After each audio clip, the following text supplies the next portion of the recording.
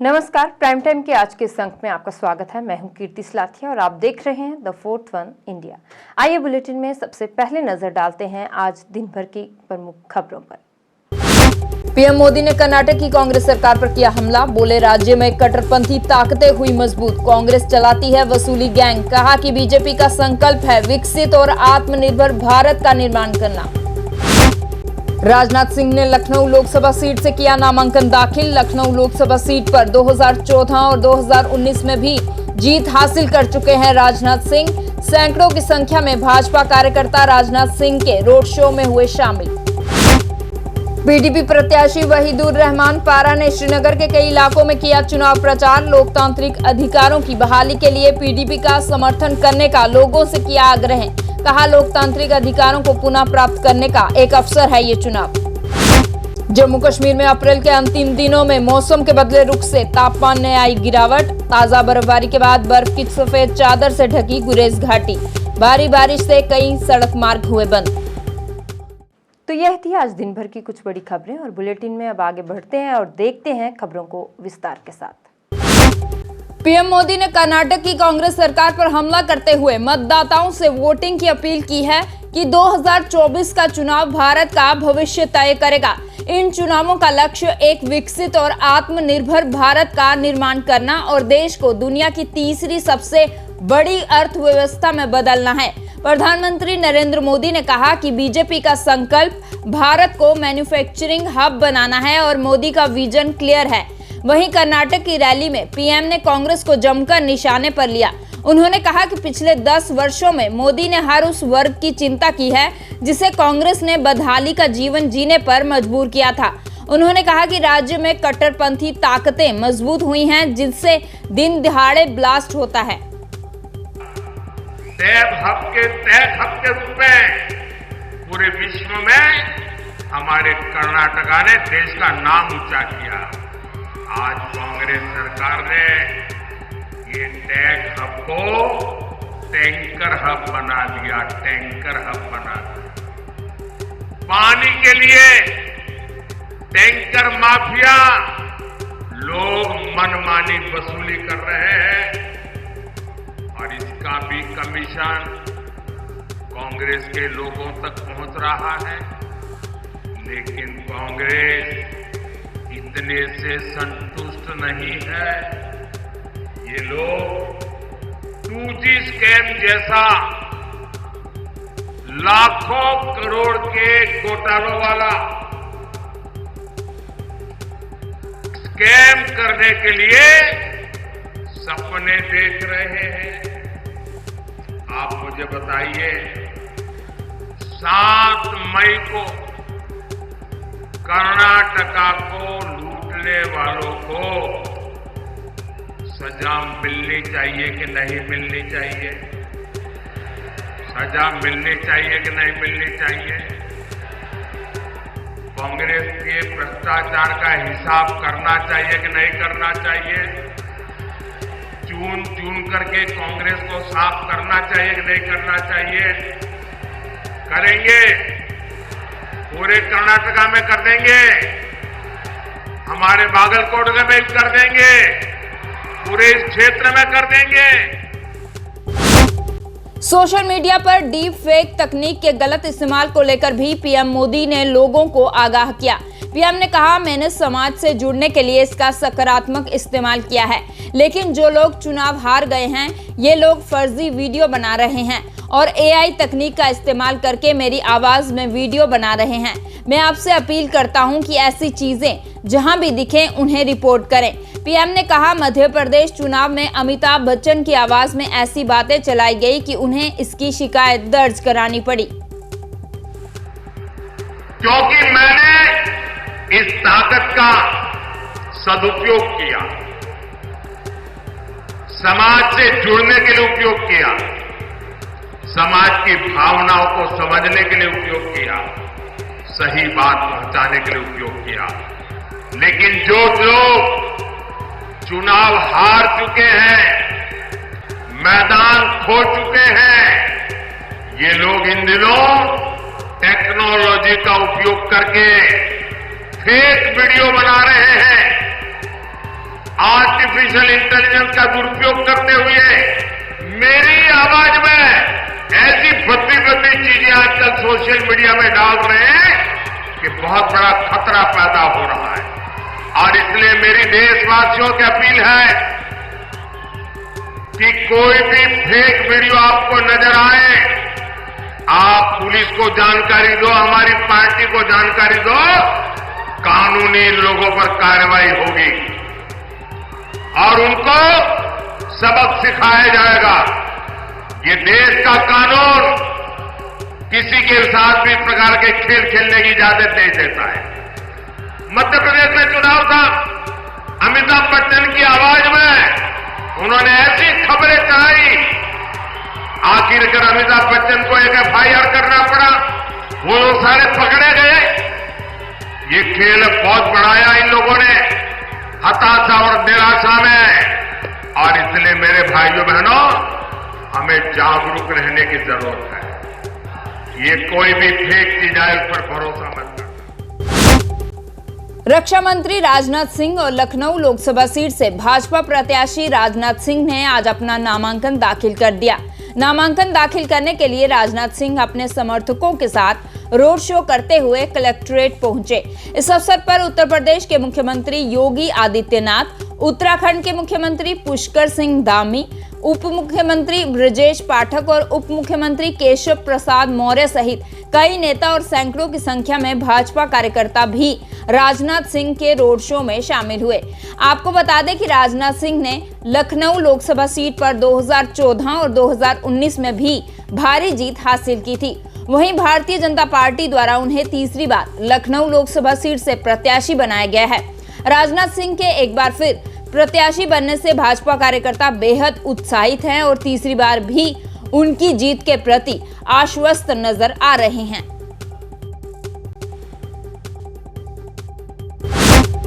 People's democratic party की युवा इकाई के अध्यक्ष और श्रीनगर पुलवामा लोकसभा सीट से उम्मीदवार वहीद उर रहमान पारा ने आज श्रीनगर जिले के कई इलाकों में चुनाव प्रचार किया। इस अवसर पर पीडीपी के वरिष्ठ नेता इकबाल ट्रम्बू, रऊफ भट्ट और अब्दुल हामिद खोसेन भी चुनाव प्रचार के दौरान उनके साथ रहे। श्रीनगर के बागे मेहताब इलाके में युवाओं को संबोधित करते हुए वहीद उर रहमान पारा ने लोगों से अपील करते हुए कहा कि ये चुनाव लोगों का चुनाव है और अपने लोकतांत्रिक अधिकारों को पुनः प्राप्त करने के एक अवसर है। उन्होंने युवाओं से कहा कि आइए इस चुनाव को एक जन आंदोलन में बदल दें। वहीद उर रहमान पारा ने कहा कि पिछले 5 वर्षों से पीडीपी अध्यक्षा महबूबा मुफ्ती ही हैं, जिन्होंने कश्मीर के लोगों की आवाज को दुनिया के सामने उजागर किया और सरकार के दबाव के बाद भी अपने सिद्धांतों से समझौता नहीं किया और अन्य नेताओं की तरह दबाव के आगे नहीं झुकी। पीडीपी प्रत्याशी वहीद उर रहमान पारा ने युवाओं को उन पर विश्वास करने और लोकतांत्रिक अधिकारों की बहाली के लिए पीपल्स डेमोक्रेटिक पार्टी के समर्थन में मतदान करने का भी आग्रह किया। हम खैर मकदम करते हैं, इंशाल्लाह इनके सपोर्ट, इनके साथ से ये वोट पीडीपी के लिए नहीं बल्कि आने वाले कल के लिए है, कश्मीर के लिए है और हमारी फ्यूचर के लिए है, हमारे राइट्स के लिए है। सारे इतिहाद, सारी अलायंसेस और सारे पैटर्न जो 5 अगस्त के बाद है वो पीपल्स डेमोक्रेटिक पार्टी के खिलाफ सबसे बड़ी कैजुअलिटीज की है। वो सारे पैटर्न पीडीपी को अंडरमाइन करने के लिए, खासकर महबूबा जी की कॉन्स्टिट्यूंसी में आते थे कहाँ से डिलिमिटेशन की गई। उसके बाद जो आज यूनिटी यहाँ बन रही है ग्रुप्स में, उसमें पार्टियों में, हमारी यूनिटी लोगों के साथ है, हमारा इतिहाद और हमारी अलायंस लोगों के साथ है। हम कोशिश करेंगे कि कश्मीर की आवाम के साथ हम अपना मैनिफेस्टो रखेंगे और अगर लोगों को पसंद आया 2002 की तरह, अगर लोगों को लगा कि हम में वो काबिलियत है कि हम उनकी आवाज़ को, उनके कंसर्न्स को, उनके खदशे को एड्रेस कर सकते हैं और इस ऐवान में, हिंदुस्तान की सबसे बड़ी पार्लियामेंट में महबूबा जी की आवाज़, पीडीपी के लोगों की आवाज़ पहुंचनी चाहिए। उसके लिए हम लोगों से वोट मांग रहे हैं, उनका सपोर्ट मांग रहे हैं और हम समझते हैं कि यहाँ अंडर करंट लोगों में पीडीपी की लहर है। जो महबूबा जी का स्टांस था उसको लोग बड़ी इज्जत करते हैं। जहाँ पे भी हम गाँव में जाते हैं और जफर साहब की ज्वाइनिंग उसकी बिल्कुल उसका एक प्रूफ है कि कहीं ना कहीं हर शख्स को कश्मीर में लगता है कि हमारी तर्जुमानी, हमारी कौम की बात आज महबूबा जी करती है। तो हम इस स्टेप पर कदम करते हैं और उम्मीद करते हैं जो लोग हमसे दूर है, खासकर हमारे कोई वर्कर अगर कोई नाराज है, उनको भी हम दावत देते हैं कि वो अपनी पार्टी में वापस आए और तंजीम को, अपनी मूवमेंट को स्ट्रेंथन करें। जम्मू कश्मीर में लगातार बारिश के कारण कई इलाकों में बाढ़ की स्थिति है और सड़कें जलमग्न हो गई हैं। उत्तरी कश्मीर के कुपवाड़ा जिले के कई इलाकों में बाढ़ जैसे हालात पैदा हो गए हैं और इलाके के नदियां नाले उफान पर हैं। लगातार बारिश के कारण कुपवाड़ा सोपोर राष्ट्रीय राजमार्ग को अस्थायी रूप से बंद कर दिया गया है। वहीं कई इलाकों में भूस्खलन और तूफान से बिजली सप्लाई भी बाधित हुई है। जिला प्रशासन के अधिकारी सारी स्थिति पर नजर रखे हुए हैं और नुकसान का आकलन कर रहे हैं। भारी बारिश और भूस्खलन के कारण बंद सड़कों को साफ करने और बिजली बहाल करने के लिए भी संबंधित विभागों के अधिकारी और कर्मचारी लगे हुए हैं। वहीं प्रशासन ने लोगों को सतर्क रहने और नदियां नालों के पास जाने से बचने की सलाह दी है। तो मौसम पूरा दिन खराब ही दिखता है। जितना जल्दी हो सके, बहुत सारे इलाकों में बहुत सारा नुकसान हुआ है। कुछ जगहों पे इमीडिएट, जैसे यहाँ पे कुमरियाल में या यहाँ ये जो ब्रिज है, कई या क्रेट बांध या कुछ करने की ज़रूरत है ताकि बस्ती बच जाए। इस वक्त पूरा इलाका जो है, चाहे खुशी है, चाहे हयामा है, चाहे कन्नीबाग है, यहाँ से मदमादो है, कुमरियाल है, इसी तरह ये पुनन पोचपुरा है, बुहीपुरा है, वदपोरा है, हर जगह पे इस वक्त तबाही है। जितनी जल्दी हो सके इमीडिएट ऐसे वारफुल बेस पे इमीडिएट कुछ ऐसा करना चाहिए। पहले बस्तियों को बचाना चाहिए, तो इंसानी जानों को बचाना चाहिए। मेरी आपके माध्यम से एडमिनिस्ट्रेशन से गुजारिश है कि इन जगहों पे पहुँचे और इनका जायज़ा लीजिए और जितना जल्दी हो सके इसका कुछ न कुछ जिसकी वजह से ट्री गिर कर लाइन पर पड़ा है। अभी इसकी डैमेज है, हमने जे हिसाब से इन्फॉर्म किया हुआ है। वो मटेरियल लाने के लिए गया, हम वेट कर रहे हैं। जैसे ही आते हैं हम इंशाल्लाह रेस्टोरेशन कोशिश कर रहे हैं। जैसे मटेरियल आता है वैसे ही हम इसको रेस्टोरेशन करेंगे। शाम तक इंशाल्लाह कर देंगे। सुबह मटेरियल तो अभी आएगा, शाम तक रेस्टोरेशन कर रहे हैं। अच्छा, लोगों को हमारे साथ ताउन करना चाहिए और हमें कोऑपरेट करेंगे, इंशाल्लाह शाम तक हो जाएगा। जम्मू कश्मीर में लगातार बारिश हो रही है। बारिश से प्रदेश के नदियां नाले उफान पर हैं। लगातार बारिश से प्रदेश के कई सड़क मार्गों को भी नुकसान पहुंचा है। जिला बारामूला में भी तेज बारिशों से बाबा रेशी गुलमर्ग सड़क मार्ग प्रभावित हुआ है। बारामूला के चेरदारी इलाके में हुए भूस्खलन की चपेट में आने से बाबा रेशी गुलमर्ग सड़क मार्ग बंद हो गया है। डीसी बारामूला मिंगा शेरपा ने चेरदारी में भूस्खलन प्रभावित इलाकों का दौरा किया और अधिकारियों को जल्द सड़क मार्ग को बहाल करने के निर्देश दिए। डीसी बारामूला ने लोगों को भी आश्वासन दिया कि मौसम में सुधार होते ही सड़क मार्ग को जल्द बहाल कर दिया जाएगा। वहीं इलाके में बाढ़ और भूस्खलन की संभावना के चलते स्कूलों को बंद रखने की एडवाइजरी जारी की गई है। आपको पता है कि पूरे हमारे जो कश्मीर वैली में और स्पेशली नॉर्थ कश्मीर में पिछले कई दिनों से हाई एरियाज़ में बर्फबारी हो रही है और जो निचले इलाकों पे बारिश हो रही है। उसी कारण आप देख रहे हैं कई जगह पर फ्लडिंग भी आ रही है। तो जैसे आप देख रहे हैं यहाँ पे स्लाइड के कारण रोड भी बंद हो गया है। तो इसके लिए हम लोग आज एडवाइजरी भी निकाली हुई है सुबह की। जितने भी पहाड़ी इलाकों में हमने SDMs को भी कह रखा है, ADC सपोर्ट को भी कह रखा है कि जहाँ जहाँ स्कूल्स अगर प्रभावित है तो वहाँ पे पहली बात स्कूल्स बंद करने का एडवाइजरी ऑलरेडी इशू कर दिया गया है। सो दैट छोटे बच्चों को स्कूल जाने में दिक्कत ना हो, कोई अनटोवर्ड एक्सीडेंट ना हो। साथ ही साथ सारे हमारे जितने भी तहसीलदार हैं उन सबको कहा गया है कि एक बार राउंड करके जितने भी अफेक्टेड एरियाज़ हैं जहाँ पे रेस्क्यू की ज़रूरत है, लोगों को सेफ जगह शिफ्ट करना है। साथ ही साथ अगर किसी कहीं पे कोई राशन का इशू तो राशन पहुँचाने के लिए ऑलरेडी उसके लिए ऑर्डर भी दे दिया गया है। साथ ही साथ हमारे जितने भी एक्जेंट साहिबान हैं, RNP के हो या PMJS5 को हो, उन सबको कहा गया कि इमीडिएटली जहाँ पे रोड पॉसिबल है रेस्टोरेशन करना है वहाँ पे रेस्टोरेशन करें। जैसे आप देख रहे हैं स्लाइड में भी, अगर अभी भी हम इसको क्लियर करते हैं तो ऊपर से भी आने का खतरा है। तो इस रोड को भी हम लोगों ने भी बंद करने का ऑर्डर इशू करने वाले हैं सो दैट जब वेदर ठीक हो जाए उसके बाद इसकी रेस्टोरेशन शुरू करें। जम्मू कश्मीर में अप्रैल के अंतिम दिनों में मौसम के बदले रुख से प्रदेश के गुरेज, माछिल, राजधान टॉप सहित कई पर्वतीय इलाकों में भारी बर्फबारी हुई है। वहीं जम्मू, श्रीनगर, उधमपुर, सांबा, राजौरी सहित कई इलाकों में बारिश जारी है। प्रदेश में मौसम के करवट बदलने से तापमान में भी गिरावट आई है और पहाड़ी इलाकों में एक बार फिर लोगों को गर्म कपड़ों का सहारा लेना पड़ रहा है। उत्तरी कश्मीर के बांदीपुरा जिले में गुरेज घाटी में हुई ताजा बर्फबारी से सारा इलाका बर्फ की सफेद चादर से ढक गया है। वहीं राजधानी टॉप पर हुई ताजा बर्फबारी के बाद बांदीपुरा गुरेज मार्ग भी अगले आदेश तक बंद कर दिया गया है और सड़क पर जल्द ट्रैफिक बहाल करने के लिए सड़क से बर्फ हटाने का काम जारी है। वहीं गांदरबल जिले के सोनमर्ग के सरबल इलाके में आज दोपहर को भारी हिमस्खलन हुआ। हालांकि क्षेत्र के जंगली हिस्से में हुए हिमस्खलन से किसी जानी माल का नुकसान नहीं हुआ है।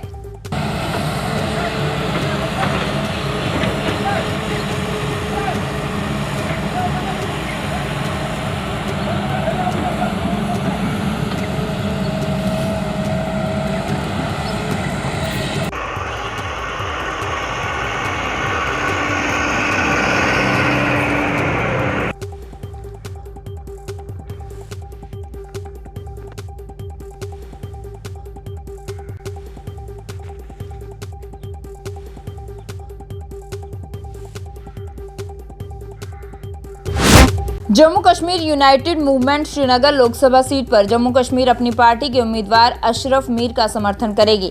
एक पत्रकार वार्ता में अपनी पार्टी के उपाध्यक्ष जीए मीर के साथ जम्मू कश्मीर यूनाइटेड मूवमेंट के अध्यक्ष और गांदरबल के पूर्व विधायक इशफाक जब्बार ने इसकी घोषणा की। इस अवसर पर इशफाक जब्बार ने कहा कि हम कश्मीर के बदतर हालातों के लिए जिम्मेदार पार्टियों को चुनाव जीतने नहीं देंगे। उन्होंने कहा कि अपनी पार्टी के अध्यक्ष अल्ताफ बुखारी के साथ हाथ मिलाकर उन्हें मजबूत करने के लिए जम्मू कश्मीर यूनाइटेड मूवमेंट ने श्रीनगर लोकसभा सीट पर अपनी पार्टी के उम्मीदवार अशरफ मीर का समर्थन करने का फैसला किया है। एक प्लेटफॉर्म पे आने की ज़रूरत है और एक कैंडिडेट कोई जॉइंट कैंडिडेट को सपोर्ट करने की ज़रूरत है।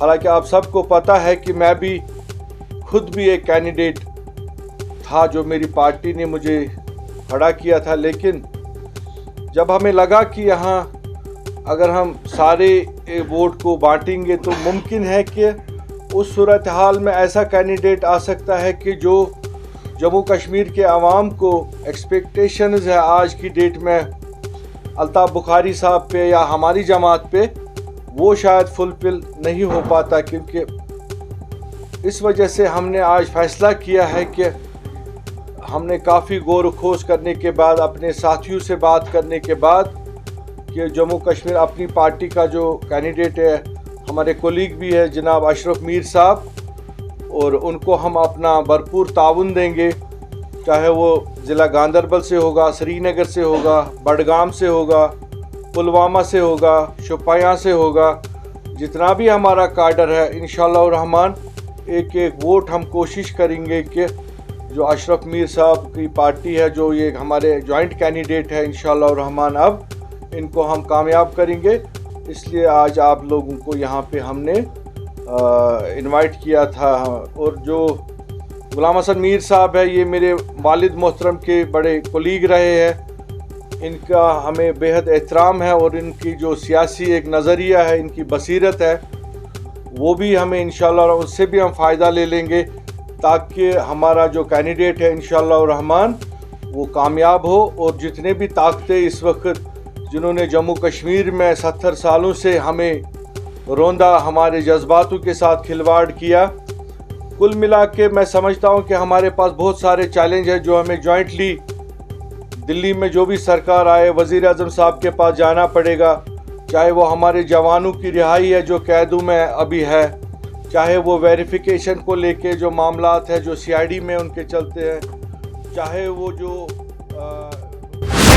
नमी डोगरी संस्था द्वारा आज निशा कपूर की लिखी पुस्तक आत्मनिर्भर बेटियां का विमोचन किया गया। जम्मू में आयोजित एक कार्यक्रम में जम्मू कश्मीर के पूर्व उप मुख्यमंत्री और भारतीय जनता पार्टी के वरिष्ठ नेता कविंद्र गुप्ता ने पद्मश्री जितेंद्र उधमपुरी, डॉक्टर निर्मल विनोद, नमी डोगरी संस्था के अध्यक्ष डॉक्टर हरीश कैला और आत्मनिर्भर बेटियां पुस्तक की लेखिका निशा कपूर के साथ आत्मनिर्भर बेटियां पुस्तक का विमोचन किया। इस अवसर पर कविंद्र गुप्ता ने कहा कि निशा कपूर द्वारा लिखी पुस्तक आत्मनिर्भर बेटियां समाज में महिला सशक्तिकरण के प्रयासों को और बढ़ावा देगी। कि मैं समाज की छात्राओं को, युवतियों को जिन्होंने शिक्षा ग्रहण कर ली है और जो शिक्षा ग्रहण कर ली है, उन सभी को जागरूक होने की ज़रूरत है, योग्य बनने की ज़रूरत है। माध्यम बहुत सारे हैं, लेकिन सर्वप्रथम आत्मनिर्भर बनना, आय कमाने के योग्य बनना, ये उनका अपना कर्तव्य अपने प्रति है। बहुत सी ऐसी स्कीम्स विशेषकर महिलाओं के लिए लाई गई। हमारे सनातन में, हमारे समाज में शुरू से ही एक नारी सम्मान रहा है और नारी सम्मान के कारण से ही आज हम शादी का कार्ड भी लिखते हैं तो श्रीमती एवं श्री आता है। यहाँ पर गौरी शंकर होता है, सीताराम होता है, राधा कृष्ण रहता है। इससे मुझे लगता है कि कुछ कुरीतियों के कारण से हमारे समाज ने दूसरी दिशा पकड़ी, लेकिन निशा जी की इस किताब से तो मुझे लगता है कि नारी सशक्तिकरण की ओर एक और बड़ा कदम होगा। हम चाहते हैं कि निशा जी इसी प्रकार से लिखती रहें। ये जो दूसरी किताब इनकी रिलीज़ हुई है, मैं इनको मुबारकबाद देता हूँ। जो भी व्यक्ति इस चीज़ को लिखता है, कोई किताब को लेखनीबद्ध करता है, तो उसकी बड़ी मेहनत का होता है, बहुत सी उसे रिसर्च करनी पड़ती है। मध्य कश्मीर के गांदरबल जिले के सोनमर्ग इलाके में कल शाम 9 यात्रियों को ले जा रहा एक वाहन सिंध नदी में गिरने से इस हादसे में वाहन सवार 6 लोग लापता हो गए थे, जबकि हादसे के बाद चलाए गए बचाव अभियान में 3 लोगों को बचा लिया गया।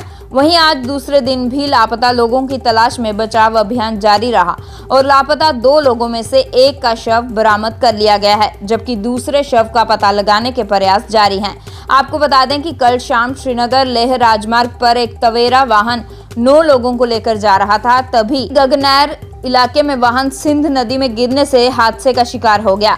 इस दर्दनाक हादसे में 5 लोगों के शव अब तक बरामद किए जा चुके हैं और एक की तलाश अभी भी जारी है।